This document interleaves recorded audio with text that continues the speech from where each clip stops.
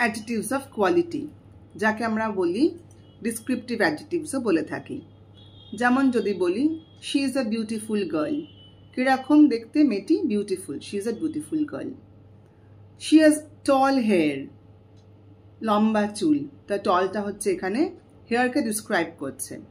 বা যদি বলি হি ইজ অ্যান ইন্টেলিজেন্ট বয়, ছেলেটি কিরকম? ছেলেটি ইন্টেলিজেন্ট, তাহলে টল, intelligent, beautiful.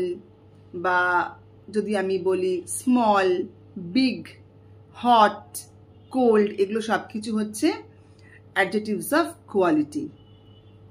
Adjective of quantity হচ্ছে how much of a thing is meant, মানে কতখানি একটা পোর্শন বা কতখানি যদি আমি ডিসক্রাইব করি, কম না বেশি না একটু না সামান্য, সেটা হচ্ছে অ্যাডজেক্টিভ অফ কোয়ান্টিটি। এখানে কোনো পার্টিকুলার নাম্বার কে আমরা বোঝাচ্ছি না।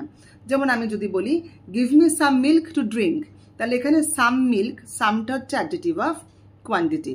বা I have enough money to buy 2 books, তা 2টো বই কেনার জন্য আমার কাছে যথেষ্ট টাকা রয়েছে।